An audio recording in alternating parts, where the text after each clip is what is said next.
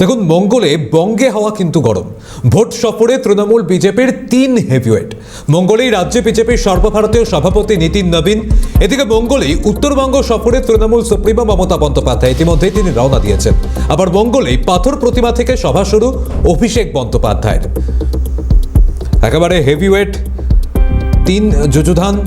তাদের অবশ্যই এই ভোটকে কেন্দ্র করে তাদের যে কর্মসূচি সেদিকে তো নজর রয়েছে। বিজেপি কর্মীদের চাঙ্গা করতে একাধিক কর্মসূচি নীতিন নবীনের।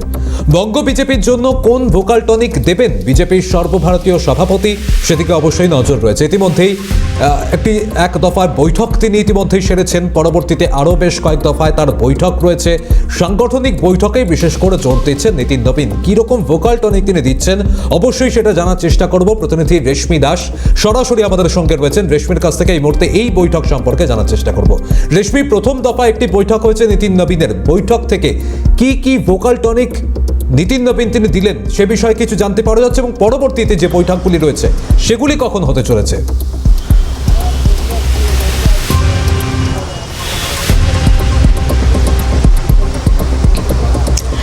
দেখো, দুদিনের বঙ্গ সফরে এসছেন বিজেপির সর্বভারতীয় সভাপতি নীতিন নবীন, এবং নীতিন নবীন দফায় দফায় সাংগঠনিক বৈঠক করবেন বিজেপির যারা নেতৃত্ব কার্যকর্তারা রয়েছে তাদের সঙ্গে। প্রথম দফায় বৈঠক হয়েছে HHM এবং কলকাতা জোন, অর্থাৎ হুগলি, হাওড়া এবং মেদিনীপুর জোন, পাশাপাশি কলকাতা জোনের যারা কার্যকর্তারা রয়েছেন এবং সেই বিধানসভা থেকে যারা ইতিমধ্যে বিজেপির প্রার্থী হয়েছেন তাদের একাংশকে ডাকা হয়েছিল। মূলত তারা কিভাবে সেই অঞ্চলে প্রচার কার্য সারবে সেই বিষয়ে তাদেরকে নির্দেশ দেওয়া হয়েছে, এবং কোন কোন বিষয়গুলি এই প্রচার কার্যের সময় তারা সাধারণ মানুষের কাছে পৌঁছে দেবে সেই বিষয়ে কিন্তু তাদেরকে জোর দিতে বলা হয়েছে। মূলত এরকম অনেক কেন্দ্রীয় সরকারি প্রকল্প রয়েছে, কেন্দ্রীয় সরকারের একাধিক প্রকল্প যা এই রাজ্যে রাজ্য সরকার আসতে দেয়নি।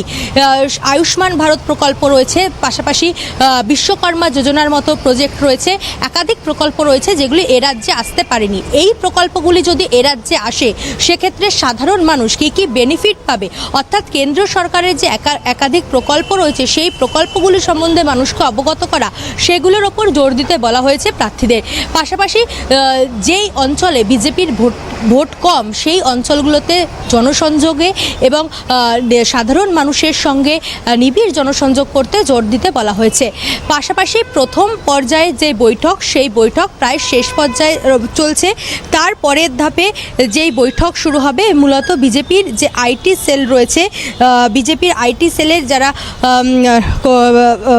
পদাধিকারীরা রয়েছেন তাদের সঙ্গে দ্বিতীয় দফার বৈঠক শুরু হবে, এবং সেই ক্ষেত্রেও বিজেপি সোশ্যাল মিডিয়ায় কি প্রচার করবে এবং কোন কোন প্রচারের ক্ষেত্রে জোর দিতে হবে সেই বিষয়গুলোও কিন্তু এই বৈঠকে বৈঠকে নীতিন নবীন নির্দেশ দেবেন।